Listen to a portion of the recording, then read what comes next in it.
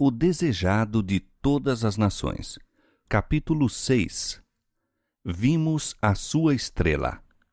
Este capítulo se baseia em Mateus capítulo 2. Tendo nascido Jesus em Belém de Judeia, no tempo do rei Herodes, eis que uns magos vieram do Oriente a Jerusalém, dizendo: Onde está aquele que é nascido rei dos judeus? Porque vimos a sua estrela no Oriente e viemos a adorá-lo. Os magos do Oriente eram filósofos. Faziam parte de uma grande e influente classe que incluía homens de nobre nascimento, bem como muitos dos ricos e sábios de sua nação. Entre estes, se achavam muitos que abusavam da credulidade do povo. Outros eram homens justos que estudavam as indicações da providência na natureza, sendo honrados por sua integridade e sabedoria. Desses eram os magos que foram em busca de Jerusalém. A luz de Deus está sempre brilhando entre as trevas do paganismo. Ao estudarem esses magos o céu estrelado, procurando sondar os mistérios ocultos em seus luminosos caminhos, viram a glória do Criador. Buscando mais claro entendimento, voltaram-se para as Escrituras dos Hebreus. Guardados como tesouro, havia em sua própria terra escritos proféticos que prediziam a vinda de um mestre divino. Balaão pertencia aos magos, conquanto fosse em tempos profeta de Deus. Pelo Espírito Santo predissera a prosperidade de Israel e o aparecimento do Messias, e suas profecias haviam sido conservadas de século em século pela tradição. No Velho Testamento, porém, a vinda do Salvador era mais claramente revelada. Os magos souberam, com alegria, que seu advento estava próximo e que todo o mundo se encheria do conhecimento da glória do Senhor. Viram os magos uma luz misteriosa nos céus naquela noite em que a glória de Deus inundara as colinas de Belém.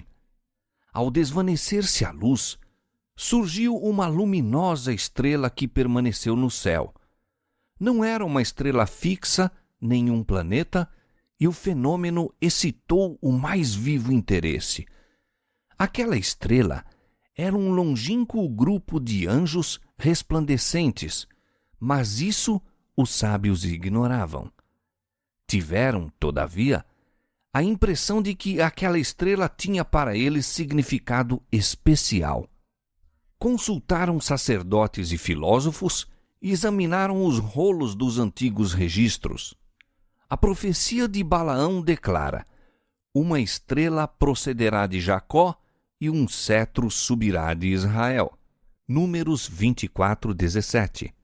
Teria, acaso, sido enviada essa singular estrela como precursora do prometido? Os magos acolheram com agrado a luz da verdade enviada pelo céu. Agora era sobre eles derramada em mais luminosos raios. Foram instruídos em sonhos a ir em busca do recém-nascido príncipe. Como Abraão, pela fé, saíra em obediência ao chamado de Deus, sem saber para onde ia, Hebreus 11:8.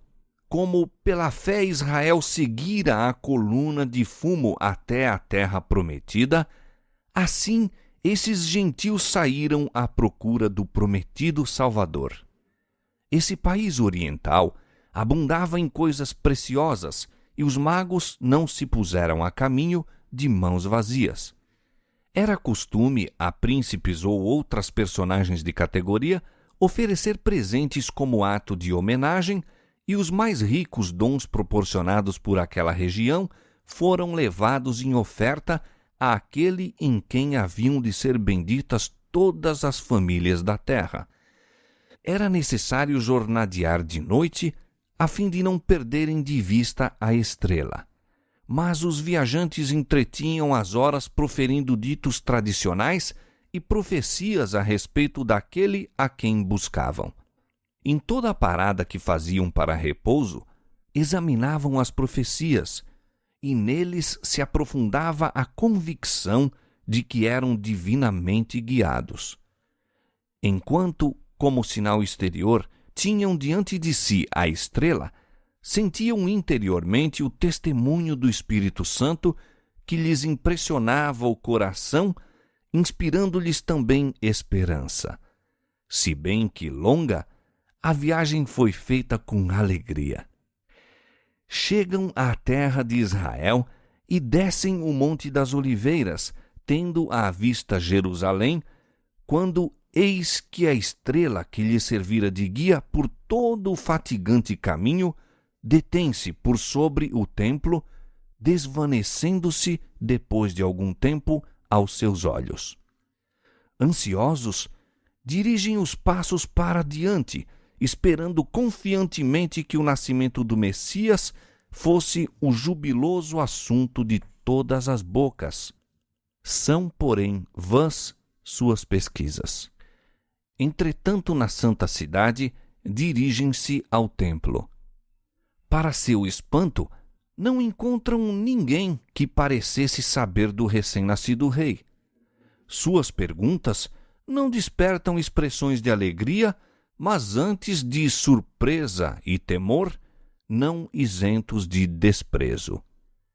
Os sacerdotes repetem as tradições, exaltam sua própria religião e piedade, ao passo que acusam os gregos e romanos como maiores pagãos e pecadores que todos os outros. Os magos não são idólatras e aos olhos de Deus ocupam um lugar muito acima desses seus professos adoradores. Todavia, são considerados pelos judeus como gentios. Mesmo entre os designados depositários dos santos oráculos, suas ansiosas perguntas não fazem vibrar nenhuma corda de simpatia. A chegada dos magos foi prontamente divulgada por toda Jerusalém. Sua estranha mensagem criou entre o povo uma excitação que penetrou no palácio do rei Herodes. O astuto edomita foi despertado ante a notícia de um possível rival. Inúmeros assassínios lhe haviam manchado o caminho ao trono. Sendo de sangue estrangeiro, era odiado pelo povo sobre quem governava. Sua única segurança era o favor de Roma. Esse novo príncipe, no entanto, tinha mais elevado título: nascera para o reino. Herodes suspeitou que os sacerdotes estivessem tramando com os estrangeiros para excitar um tumulto popular, destronando-o. Ocultou, no entanto, sua desconfiança, decidido a malograr-lhes os planos por maior astúcia. Convocando os principais dos sacerdotes e os escribas, interrogou-os quanto aos ensinos dos livros sagrados com relação ao lugar do nascimento do Messias.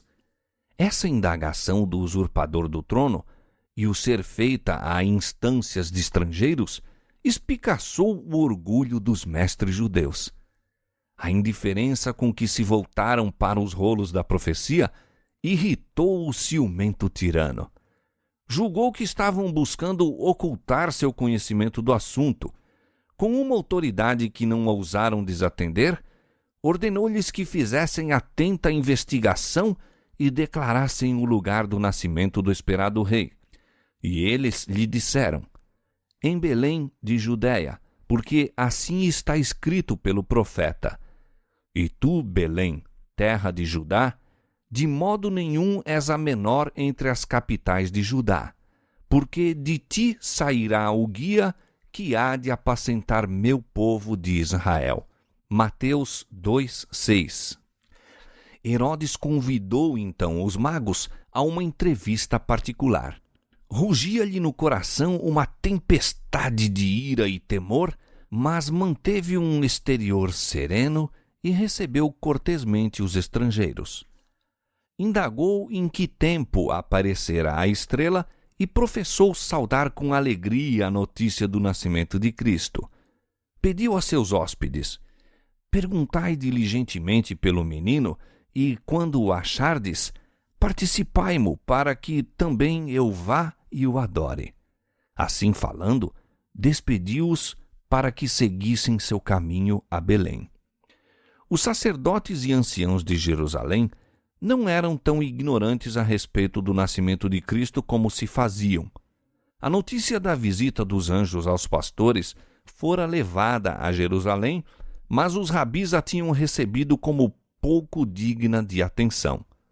Eles próprios poderiam haver encontrado Jesus e estado preparados para conduzir os magos ao lugar em que nascera. Ao invés disso, porém, foram eles que lhes vieram chamar a atenção para o nascimento do Messias. Onde está aquele que é nascido rei dos judeus? Perguntaram, porque vimos a sua estrela no Oriente e viemos adorá-lo. Então, o orgulho e a inveja cerraram a porta à luz. Fossem acreditadas as notícias trazidas pelos pastores e os magos, e teriam colocado os sacerdotes e rabinos numa posição nada invejável, destituindo-lhes de suas pretensões as exponentes da verdade de Deus. Estes doutos mestres não desceriam a ser instruídos por aqueles a quem classificavam de gentios. Não poderia ser, diziam, que Deus os passasse por alto para se comunicar com pastores ignorantes ou incircuncisos pagãos. Resolveram mostrar desprezo pelas notícias que estavam agitando o rei Herodes e toda Jerusalém. Nem mesmo iriam a Belém a ver se estas coisas eram assim. E levaram o povo a considerar o interesse em Jesus como excitação fanática. Aí começou a rejeição de Cristo pelos sacerdotes e rabis. Daí cresceu seu orgulho e obstinação até se tornar em decidido ódio contra o Salvador. Enquanto Deus abria a porta aos gentios, estavam os chefes judeus fechando-a a si mesmos. Sozinhos partiram os magos de Jerusalém. Caíam as sombras da noite quando saíram das portas, mas, para sua grande alegria, viram novamente a estrela e foram guiados a Belém. Não tinham, como os pastores, recebido comunicação quanto ao humilde estado da criança. Depois da longa jornada, ficaram decepcionados com a indiferença dos chefes judeus e deixaram Jerusalém menos confiantes do que nela penetraram. Em Belém, não encontraram nenhuma guarda real a proteger o recém-nascido rei. Não havia a assisti-lo nenhum dos grandes da terra. Jesus estava deitado numa manjedoura. Os pais, iletrados camponeses, eram seus únicos guardas. Poderia ser este aquele de quem estava escrito que havia de restaurar as tribos de Jacó e converter os restos depreciados de Israel, que seria luz das gentes e salvação até a última extremidade da terra? Isaías 49, 6. E, entrando na casa, encontraram o menino com Maria, sua mãe, e, prostrando-se, o adoraram. Através da humilde aparência exterior de Jesus, reconheceram a presença da divindade. Deram-lhe o coração como a seu Salvador, apresentando então suas dádivas: ouro, incenso e mirra. Que fé a sua!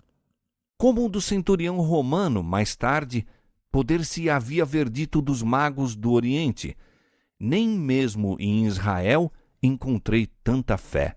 Mateus 8:10. Os magos não haviam penetrado os desígnios de Herodes para com Jesus. Satisfeito o objetivo de sua viagem, prepararam-se para regressar a Jerusalém na intenção de o pôr ao fato do êxito que haviam tido. Em sonho, porém, receberam a divina mensagem de não ter mais comunicações com ele e, desviando-se de Jerusalém, partem para sua terra por outro caminho. De igual maneira, recebeu José aviso de fugir para o Egito com Maria e a criança.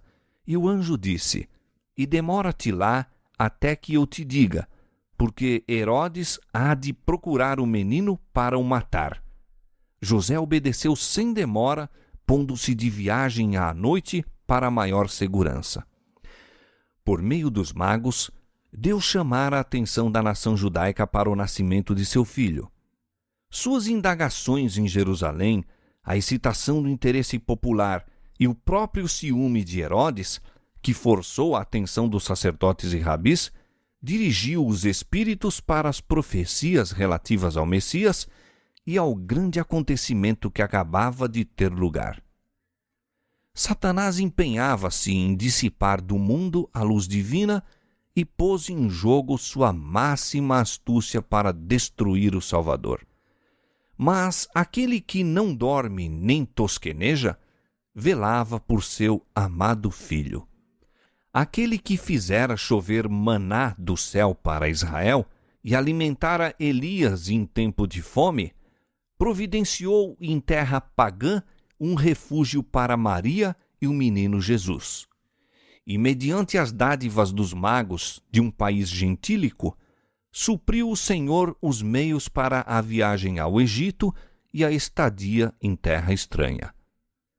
Os magos estiveram entre os primeiros a saudar o Redentor. Foi a sua a primeira dádiva a lhe ser posta aos pés. E por meio daquela dádiva, que privilégio em servir tiveram eles! Deus se deleita em honrar a oferta de um coração que ama, dando-lhe a mais alta eficiência em seu serviço. Se dermos o coração a Jesus, trar-lhe-emos também as nossas dádivas. Nosso ouro e prata, nossas mais preciosas posses terrestres, nossos mais elevados dotes mentais e espirituais, ser-lhe-ão inteiramente consagrados a Ele que nos amou e se entregou a si mesmo por nós. Em Jerusalém, Herodes aguardava impaciente a volta dos magos. Como passasse o tempo e não aparecessem, despertaram-se nele suspeitas. A má vontade dos rabis em indicar o lugar do nascimento do Messias parecia mostrar que lhe haviam penetrado o desígnio e que os magos se tinham propositadamente esquivado. Esse pensamento o enraiveceu. Falhara na astúcia, mas restava-lhe o recurso da força. Faria desse rei criança um exemplo. Aqueles insolentes judeus haviam de ver o que podiam esperar de suas tentativas de colocar um monarca no trono. Imediatamente foram enviados soldados a Belém com ordem de matar todas as crianças de 2 anos e para baixo. Os sossegados lares da cidade de Davi presenciaram aquelas cenas de horror que 600 anos antes haviam sido reveladas ao profeta. Em Ramá se ouviu uma voz, lamentação, choro e grande pranto. Raquel chorando seus filhos e não querendo ser consolada, porque já não existem. Essa calamidade trouxeram os judeus sobre si mesmos. Houvessem estado nos caminhos da fidelidade e da humildade perante Deus, e ele haveria de maneira assinalada tornado sem efeito para eles a ira do rei. Mas separaram-se de Deus por seus pecados e rejeitaram o Espírito Santo, que lhes era o único escudo. Não estudaram as Escrituras com o desejo de se conformarem com a vontade de Deus. Buscaram as profecias que podiam ser interpretadas para sua exaltação e mostraram que o Senhor desprezava as outras nações. Jactavam-se orgulhosamente de que o Messias havia de vir como rei, conquistando seus inimigos e esmagando os gentios em sua indignação. Assim, haviam excitado o ódio dos governadores. Mediante a maneira por que desfiguravam a missão de Cristo, Satanás intentara tramar a destruição do Salvador. Ao invés disso, porém, ela lhes caiu sobre a própria cabeça. Este ato de crueldade foi um dos últimos que entenebreceu o reinado de Herodes. Pouco depois da matança dos inocentes, foi ele próprio obrigado a submeter-se àquela condenação que ninguém pode desviar.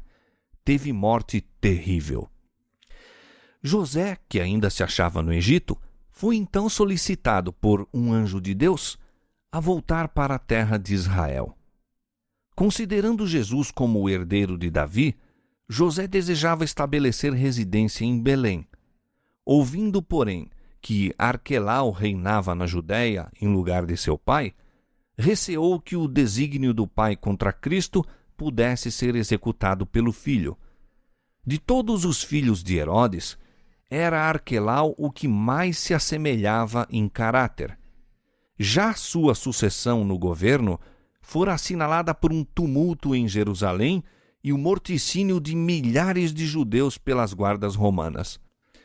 Novamente foi José encaminhado para um lugar de segurança. Voltou para Nazaré, sua residência anterior, e ali por cerca de 30 anos viveu Jesus, cumprindo-se deste modo o que tinha sido predito pelos profetas: será chamado Nazareno. A Galileia estava sob o domínio de um filho de Herodes, mas tinha uma mistura muito maior de habitantes estrangeiros do que a Judéia. Havia, assim, muito menos interesse nas questões que diziam respeito especialmente aos judeus, e os justos direitos de Jesus corriam menos riscos de excitar os ciúmes dos que estavam no poder. Tal foi a recepção feita ao Salvador ao vir à terra. Parecia não haver nenhum lugar de repouso ou segurança para o infante redentor. Deus não podia confiar seu amado filho aos homens, nem mesmo enquanto levava avante sua obra em benefício da salvação deles. Comissionou anjos para assisti-lo e protegê-lo até que cumprisse sua missão na terra e morresse às mãos daqueles a quem viera salvar.